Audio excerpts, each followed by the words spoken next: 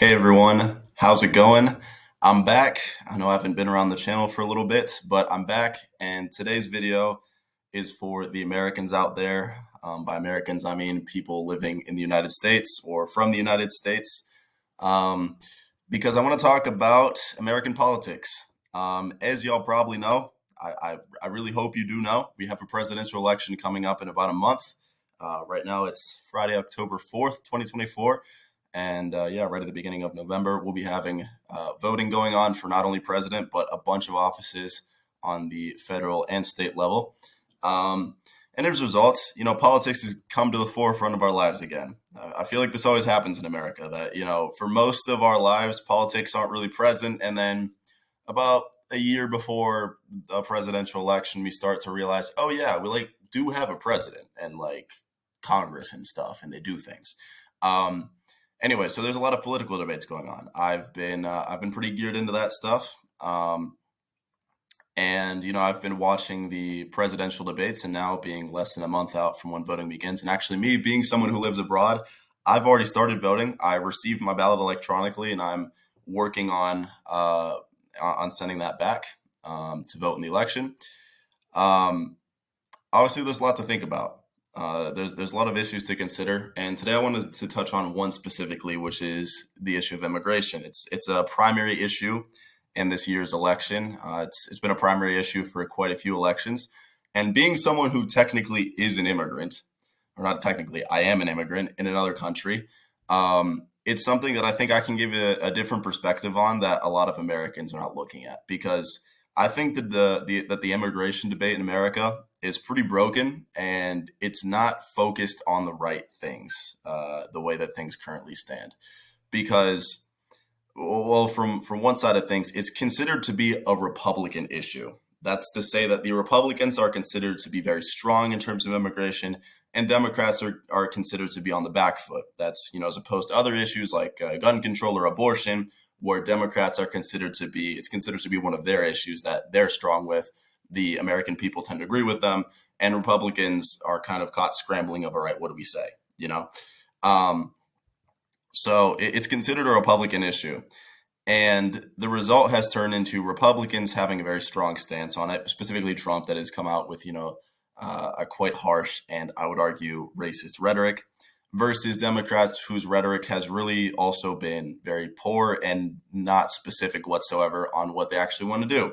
Because really their rhetoric has boiled down to, I'm just going to oppose what Donald Trump is proposing, which Trump came onto the scene, and basically it's, these immigrants are taking over the country. They're taking our jobs. They're the reason why housing prices are up so high right now. They're the cause of many of the problems in the United States. That's his thesis. And therefore, we need to put more security on the border, a lot more security. We need to build a wall. We need to put thousands of more guards, more resources. We need to give those guards the security, patrol down on the border, the permission to do whatever they want to prevent immigrants from coming into the country, and we need to deport the illegal immigrants that are currently in the country. That is a thesis that Republicans have. Democrats, on the other hand, their thesis is basically what the Republicans want, but just more reduced. They're like, we think that goes too far. We want to put more security, but not as much security. We want to put some more guards. We want to put some more protection on the border. We want to deport some people, and we want to make the immigration process easier so that illegal immigrants can obtain legal status in the United States, and that people who want to come to the country don't have to do so illegally, but instead have a more concrete path to citizenship. Now, this debate's broken because if we're looking at a political spectrum here of far left to far right, on the right here, right, we got Trump, who's sitting about here, and Democrats are maybe sitting about here. What's happening is we're missing this entire part of the spectrum, and that part of the spectrum is where we will also find a productive solution to this problem. Because the problem with the immigration debate is that we're so singularly focused on just the immediate step of what's right ahead of us, and we're not looking further down the line. Because the problem with this is the people that are making policy on immigration in this country, the presidents and the major politicians, um, it also clearly seems like they don't understand the causes of immigration, and therefore they don't understand the solutions of immigration. Now, if any of you guys have ever been in a high school civics class, you might have heard about immigration. You might have had a unit on it. And really, the two causes of immigration that are why so many people are coming to the United States are A, what they call push factors, and B, what they call pull factors. Now, what are these? Push factors is something in your home country that makes you want to leave it. That being gang violence, poverty, any kind of problems at home that make you say, I can't live here anymore. And then you have pull factors, which is the country that you want to go to has something that's very attractive. Think, Americans are leaving the US to go to Europe because, they have better healthcare and cheaper universities. For example, that's my situation. I've come to Spain because here the university is way cheaper, has the type of degree I want to study, and also has some other societal benefits that come along with it. So everyone immigrates for a different reason. A lot of people, it's a mix of these push and pull factors. But American immigration, the debate on American immigration has been so focused on, there's so many people here, we just need to fix this. How can we fix this? And how can we fix it for us? And the thing is, it's not just about us. I think that's what we're forgetting, is that these immigrants are like people, right? They've come for a reason. And there's not just on the one side, I do understand the Republican thesis of we can't just accept all these people in. Obviously, that's not the solution. That's kind of what Democrats are proposing to an extent, is we need to accept more immigrants. That's the proper path. And I do agree we should accept more. But on the same side, I do understand the people whose fear is, well, what, are we just accepting all of them? What are we supposed to do here, right? There are people that are afraid that America could lose the essence of what it is because, we do have the typical image of American. Obviously, America is a country of immigrants, but we have the typical image of how Americans are, how we act. We do have a culture that's a blend of a bunch of other cultures, but we have kind of an American standard, right? And if every single person now is an immigrant, if you walk down the street and everyone's talking to you in an accent from their foreign country, it's going to feel like there's not much of a country. We're really just a mix of a bunch of foreigners that have come in here. I've been in countries that are like that. I lived in Andorra for a while, which is a country that is, I think, about 70% foreigners. And I've been in Qatar or Qatar, as they call it there. And Qatar as well is a country that is made up primarily of expats, of immigrants. That's to say you go there and there's pretty much nobody that is actually from there. Partially that's because the government makes it extraordinarily difficult to get citizenship if you weren't born there to Qatari parents. But anyway, so Qatar doesn't really have its own unique culture. If you go there, it doesn't really have a distinctive, what is Qatar? What is the food of Qatar like? What is the culture of Qatar? We tried to go around and ask that when my mom and I were there, and no one could really give us a good answer because it had been so taken over by people from the outside. So on the one hand, the United States doesn't want to become Qatar. On the other side, there is also the argument that, we are a country of immigrants, which is understandable. We should accept more immigrants. Our immigration process is extraordinarily difficult. I think that's something that most average people that never have had to worry about immigrating don't think about. But most countries have extraordinarily difficult immigration processes. I'm dealing with the Spanish one right now. I've been living here for a month, and I'm still being held up because of a few little bits of paperwork that I haven't obtained yet. And I have 2 more months before I need to have my visa to, be able to stay here legally for more time. So it is a difficult situation to be in. And obviously that's me. I have a very direct path to getting my visa and being able to stay here to study. People who are trying to get a permanent status to reside in the United States, it is a whole other ballgame. So I do understand that we need to make this easier, but we don't want to let everybody in. Right. That's kind of the agreement that we've come to. But the question is, what is the solution here? Right. Because we can't just keep blocking off the border. The people who are saying we need more security, I would just kindly request to those people, why don't you go down to the southern border and then try to cross it and tell me how that goes? Knowing Spanish, I have on occasion turned on the Spanish language news in the United States. We have 2 major channels, which are Univision and Telemundo. And if you turn on those channels, many times the stories that they talk about are stories of immigrants who have died trying to cross the border, trying to swim across or trying to climb the wall or whatever. We have, with Mexico, the most secure border between 2 countries at peace in the entire world. All right. The American-Mexican border is absolutely ludicrous. We have turret towers. We have barbed wire. We have actual sections of a pretty solid wall. We have, in some places, multiple layers of walls. It is ridiculous the amount of security that we have on a border, given that we are in theory at peace with Mexico, and on top of that, are allies in countries that do commerce together on a pretty regular basis. So we need to remember that the border is secure enough. Democrats' position should not be, oh yeah, we need some security, just not as much. And of course, but they do that because Republicans accuse them of, oh, you guys want an open border. An open border would not actually be that bad. I live in Europe. Here, every country has an open border. Obviously, they don't have it with Africa, but they have them with each other. Um, but I'm not saying America needs to have an open border, but the amount of security that we have there is genuinely ludicrous. Um, but I think we need to look beyond that because, again, the problem is, okay, what do we do with all these immigrants? There's this pile of immigrants at the border. There, our judicial system, our immigration judges are overloaded. What do we do with all these people? We need to process all these people and figure out what to do with them. Where do we put them? We have all these illegal people in the country. What do we do with those people? And it's like, do we let them all in? Do we keep them all out? What do we do here? I think the problem is that we're not looking at those push and pull causes that I was talking to you guys about a few minutes ago, which is, why did these people leave their countries in the first place? Or let me put it another way. Would you leave the United States right now? The answer most of you guys would give me is no. Why? Because it's the only thing you know, right? You were born in this country. You've lived in this country for years. It's a country that your family and your friends and your job and your entire community is in. It holds you all your memories and your hopes and your aspirations, but also because it's an economically prosperous country that gives you the potential to continue to pursue your dreams, right? Now, most of those things are true for all the immigrants that are on our southern border right now. They, in their country, that is all they've ever known. They were born there, they lived there, their entire life was there, their community, their friends, their family, every single thing they've ever known and loved is in that country. So then why did they leave? Because the other part of the equation is so strong. It's the threat of them being killed by a gang, or it's the fact that there are absolutely no economic opportunities, or whatever the variety of reasons are that mean that they need to leave that country because the situation is so unstable and dangerous for them that they cannot stay there. If they were given the option, I'm sure every single one of them would stay in their home country if it was a viable choice. But for one reason or another, they have determined that it is not a viable choice.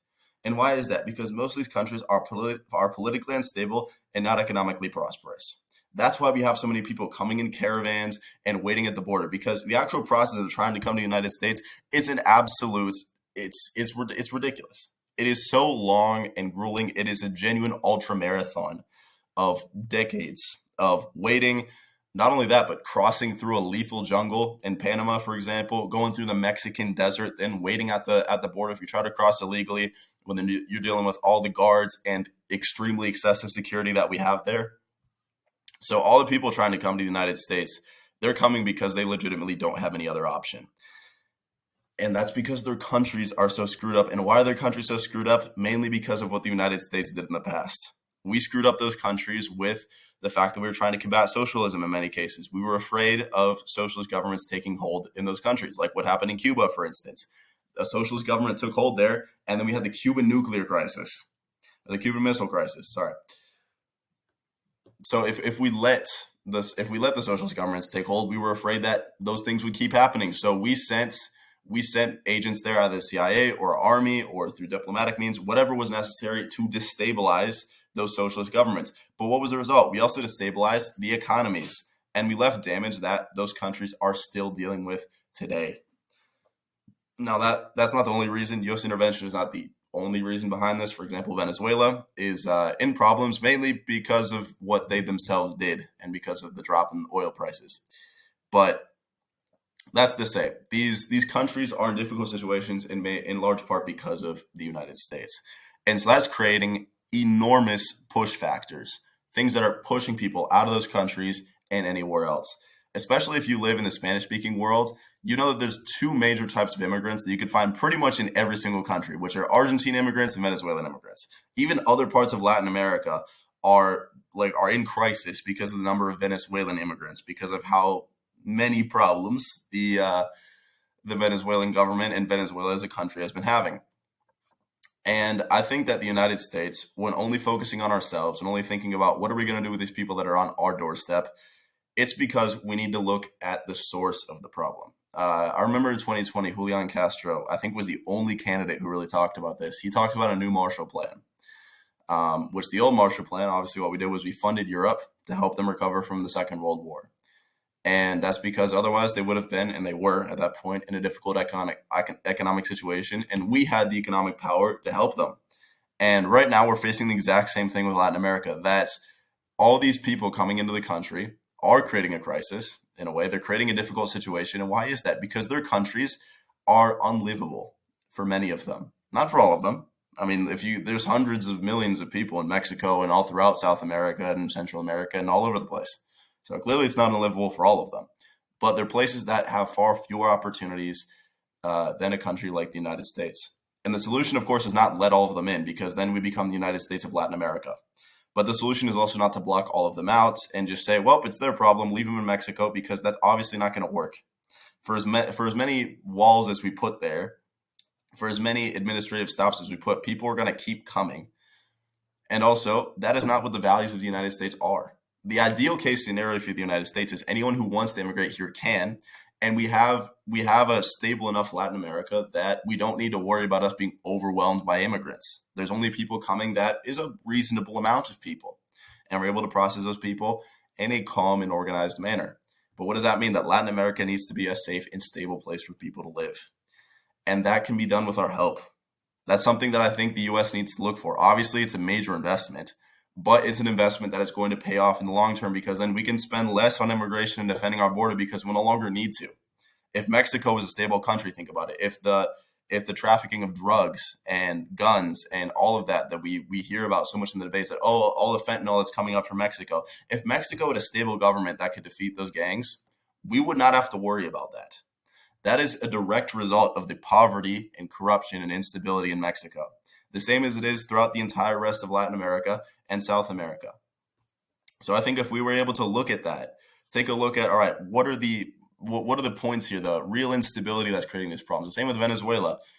The United States could directly intervene in Venezuela, end the regime of Maduro, and instate a stable government in the country and aid in the transition.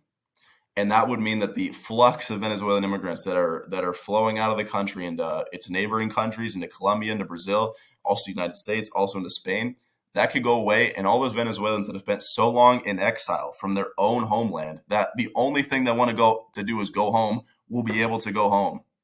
That is a thing that is not just something that will help the United States, but also it's just the right thing to do. So that's what we need to look at. The debate in the United States on immigration right now is sitting here way on the right of, okay, do we need to add a lot of security or a little bit of security? That's not the debate. We're asking ourselves the wrong question. The question is not how much security, how many immigrants do we let in? The question is, why are these immigrants coming here in the first place, and what can we do about that? And the answer is they can't stay in their own countries. It's literally not a viable option for most of them. So then it's solve that problem. Begin investing in those countries. And also, let's remember something. Not all of Latin America is, poor and violence and gangs. There are some stable, rich countries in Latin America that could aid us in this process. For example, Chile. Brazil is a country is an economy that's developing quite well. Mexico, for as much as we trash it, is quite a good economy as well. It has an ability to invest in aid and stabilizing all of Central and South America. So that's something also we could, with the help of Canada, for example, which is also dealing with a flux of immigrants. Obviously not physically on their southern border, but they're dealing with a flux of immigrants regardless from Latin America. So there's many countries that could aid us in this process of investing in Latin America, enabling for those countries to become stable and safe places to live, and then the people would be able to stay there. Now, obviously, this is not as simple and straightforward as it seems. Also, there are some people with interest in those countries being less stable because it facilitates the exploitation of resources. But as a general rule, investing in Latin America and making those countries more stable and economically prosperous would reduce the immigration crisis and, in general, make the world a more stable and better place to live in for everybody. So we're asking the wrong question. The problem is I think the United States is decades away from there ever being a presidential debate where one of the candidates is talking about a new Marshall Plan. Julian Castro mentioned it during the 2020 presidential election, but he was out before, I think, even the Iowa caucuses. So unfortunately, a candidate with those ideas has not made it very far. But if there was ever a day that someone could, I think that is something that really needs to be looked at. We need to start changing the question we're asking ourselves and stop asking about, do we need to do mass deportations? Do we need to block off the border? Do we need to add more guards and more stops? Or do we need to let more people in, I guess? We need to, the Democratic position especially needs to be, let's be proactive about this. Let's look at what's the cause. I think there's so many political issues that do come down to that. Is us fighting over the details of the first level. We haven't even gone down 2 or 3 levels to look at, okay, what's the real base here? Because I think that's something more people could agree on. I think if you took conservatives and Trumpists and all those people, combine them with Democrats, and you propose them, all right, let's look at investing in these places and making them more stable. I think that's something that's a lot easier for everyone to swallow than the idea for Democrats to making Democrats accept that, okay, let's just block them all out, or making Republicans accept, okay, let's just let them in. I don't think either side's really going to concede on that. But I think a proactive solution is one that everyone can get behind, because also it's something that's been less politicized. But of course, yeah, you also have the side of the economic part, right? And it's going to increase the national debt. We're going to have to worry about blah, blah, blah. But again, it's also going to have its payoff, because right now we're wasting a lot of money, and it is wasted money, on trying to defend our border and trying to, grow our immigration system and all these extra things that are completely unnecessary. When if those countries were stable, we wouldn't have to worry about these formalities, because there just wouldn't be that many immigrants. And the immigrants that would be coming around would be like, all right, this is a healthy, normal amount of immigration, rather than this crazy amount of flow that's coming in, because so many of those countries are in an unstable position. So I say this as someone that is an immigrant, that knows so many immigrants from Latin America. I have 2 that I've met here in Spain recently who have become quite good friends of mine. And both of them, the reason they're here is basically because the opportunities in their home countries weren't enough for them. They just couldn't get where they wanted to be in life if they stayed in their home country. But if they ever could have, I could almost guarantee you that they would. If I asked them, would you have stayed in your home country to be able to pursue your dreams? If this university that you're at right here in Spain existed in your home country, would you have come here? They would say definitely not. Because I also talked to them, and they miss their families. They miss their friends. They miss their home. I mean, these, especially in those cultures, family and the connection to your roots is really, really important. So if someone's abandoning their family and their community to immigrate to another country, we think of, oh yeah, all the Latin Americans do that. They don't want to do that. Very few of them want to do that. Most of them want to stay with their family and stay with their community. They just don't have another option. And of course, I'm talking about this in the American context, but pretty much the same thing could be said about Europe and Africa, which is a very similar type of relationship. Conservatives there again are like, we need to push these people out, less of these people coming into our country, versus we need to be looking at it from the other side, which is, what can we do proactively to improve Africa and make it a livable place, so that these immigrants stop feeling the need to leave? They stop becoming immigrants and instead become regular, productive citizens, able to follow their dreams and do what they want to do in their own home countries, because that's what most people want to do, right? But of course, again, interests. There's some interest in those countries being poor by some people. But I think most people do have good interests. Most people have good intentions. They want every part of the world to be safe and stable and economically prosperous. And that's something that we can all do together, but we need to start changing our mode of thinking about things and focus on a proactive solution. Anyway, that is all. Hope you all have enjoyed the video. Probably not the camera quality very much. I'm sorry. It's nighttime here, and just to set the mood, I don't turn on very many lights. I like to, start dimming things so I can dim in the lights so I can start getting to bed. But hope you guys have enjoyed. Hope this has, I don't know, maybe spurred some thoughts in you guys. Spurred some opinions. If you guys have any thoughts or whatnot, leave them in the comments below. I would be more than happy to see what you guys have thought about this, and maybe anything else y'all have to add to the discussion. Without further ado, thanks for watching. Subscribe if y'all feel like it, like all that fun stuff. And I'll see y'all in another video on the channel.